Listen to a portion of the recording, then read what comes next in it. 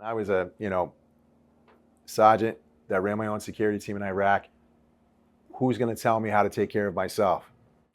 I was a young guy coming out, and I truly wish I went to the VA sooner, but I didn't think I needed it. And I think a lot of people don't think they need it, and some people don't, right? They transition well. Serving 2 years, 4 years, 20 years, that's become their life, and now they're discharged, so that transition period really can be difficult. There is a period of adjustment. They're going through so much. I feel like so many surprises in different corners. I would say that one of the biggest surprises for a transitioning service member is the finances, right? Some people find employment before they are discharged, others don't. Some folks go the education route and others don't. So there's some challenges with that as well. I had all different driver's license when I was in, and I was told by leadership these would be able to help you, and go out. And I remember going to the R&B, and the lady behind it, she's like, "I'm sorry, honey, like, these are no good." I drove these vehicles, very big vehicles, in the United States, Okinawa, Japan, Kuwait, Iraq. I was a 20-year-old who was in charge of vehicles and make sure the combat readiness between 3 different countries. What 20-year-old is in charge of that? And I was in charge of everything. It wasn't 8 hours a day. It was 24 hours a day, 7 days a week. It just doesn't come out like that, and people don't know. What they see is what they see in front of us. No one knows what we actually went through. The military culture is a lot different than civilian culture. In military, you're given orders through a chain of command, and you are required to complete those orders. So you work on a task until it's done. You don't say, it's 5 o'clock, quitting time. You don't say, well, I'll get to it later, or things like that. So it is difficult to sort of ease back into a situation where you have a lot more freedom to make choices about what you want to do and don't do. You don't have that daily guidance, that daily focus that you have in the military. Sometimes mind-numbingly dull and sometimes irritating, but a lot of times it's critical stuff that is very real. Coming back home, you may have realized, hey, I'm stepping into another phase, another part of life now. I'm looking forward to that experience. I'm going to jump in, and I know what I want to do and start taking steps to make it happen. But for a lot of us, even if you have that plan, it's a challenge, and you're trying to grasp where to put everything, taking those steps forward to your goals, or then trying to figure out, what goals do I have? I'm supposed to have goals. Nobody told me I was supposed to have goals, so what do I do now? What are their benefits? What are they entitled to? How do they get to those resources? Getting in transition. I mean, I didn't come to the VA the first year. I just thought the VA was just a medical facility and that's it. And I was like, I didn't need anything, right? Because when you think of a hospital, I think a lot of people just think of the medical portion. They're not seeing all the other facets that goes along to Boston VA. I mean, they're very trauma-informed focus and look at it through more of a holistic lens and whole health lens for seeing people for who they are, not by what a diagnosis is. And I think that also brings them comfortability, and that's some of the questions. How will I be treated? Do I have a choice? Or are they going to be the ones who tell me what I have to do? The emotional experiences that they experience don't just stop when they become a civilian. The type of traumatic experiences that people experienced over in the combat zones is something that doesn't go away. So just getting out of the service doesn't mean that experience is going to disappear and you'll just get back into your civilian life. It's not that simple. You're not going to separate and then leave.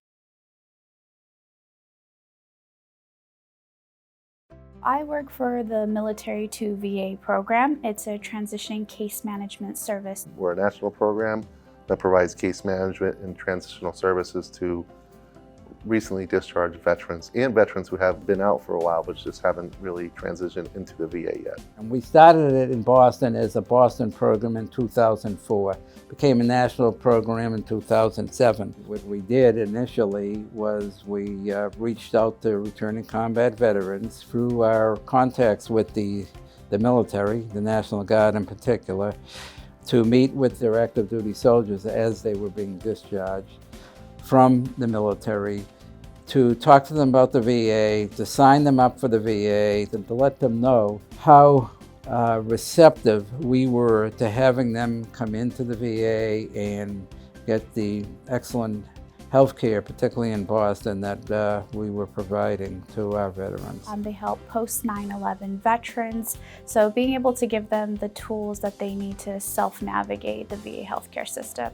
One of the biggest things that we do in our program is really advocate for veterans who get into the system within a year and to address any of those medical issues that perhaps we didn't talk about when we were on active duty for many multiple reasons. So our program is there to help you through that process. We complete screenings where we're getting your information, we're asking about your medical history, your mental health history, and other questions related to benefits and services that we provide. So give us a chance when we call you out of nowhere and we're saying, hey, I'm so-and-so from the military to VA program, just calling to check in and see how your experience is going at the VA. We are there to help you and to help you navigate the system so that you can be a better advocate for yourself. And also, if you need a little extra help, we are there to provide that support through our case management program. I would say give us a chance, come in, come see us, get involved, volunteer, and let us help you.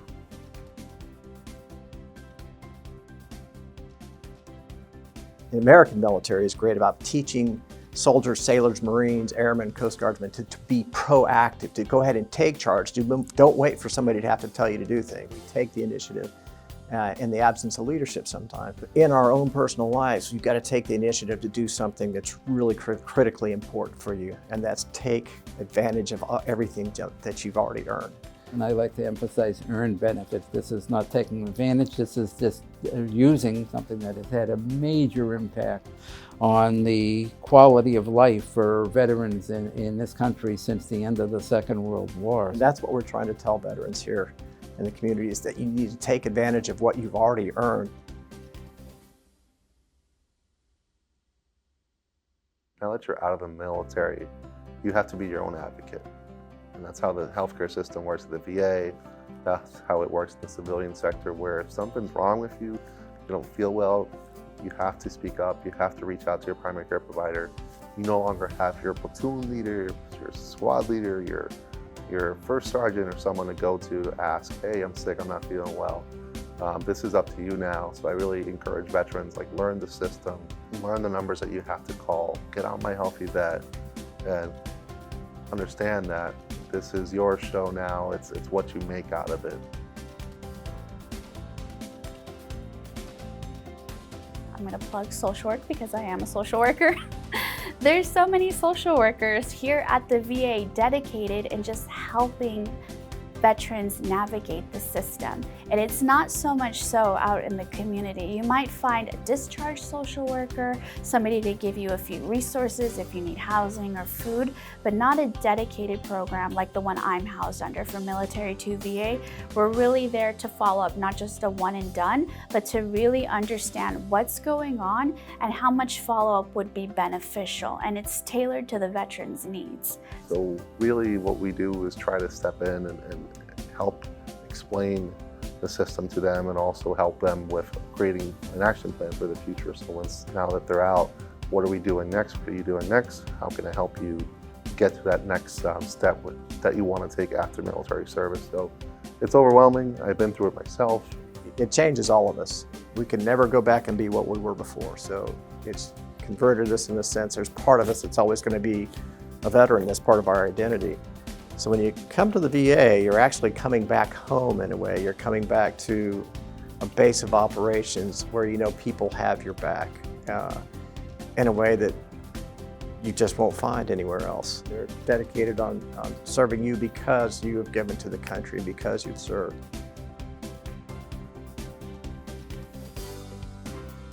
Yeah, one of the biggest tools that I recommend veterans, get to know your VSO. Go to your local town, city hall, meet that VSO, introduce yourself, bring them a copy of your DD-214, bring it to City Hall, get it put into the public records or in their system, so if you ever lose it, you know where to go get an extra copy. Get out in the community, go to those Boston Expo veterans events that they have.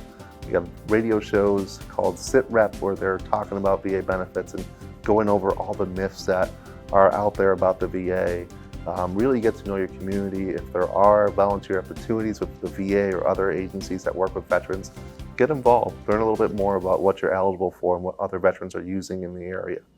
Because there's a lot to it. Sometimes we hear things from other veterans regarding their experiences at the VA. I always tell veterans, give us a chance, see for yourself what it's like. Just because everyone has a different experience and everyone experiences things differently.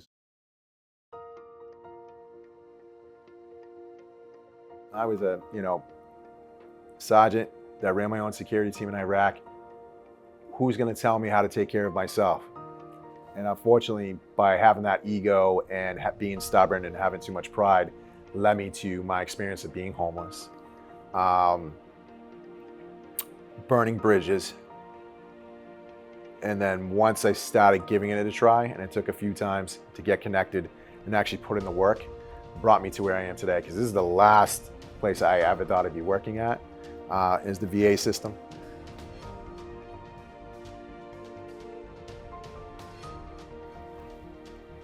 I wanted it to be set up how I wanted my son or daughter to be treated if they were in the VA, if they came to the VA for health care. And lo and behold, last year my son returned from deployment and I brought him up to the VA to get his health care. And he came in and at the end of the day, he told me how great it was, how impressed he was with everyone, and how great the care he was receiving at the VA. So I think we did it. We met my wish for how veterans should be treated. But there's more to be done. There's people out there who still could benefit from the earned benefits and the health care. It's great health care. I mean, I'm getting it here. It's just wonderful.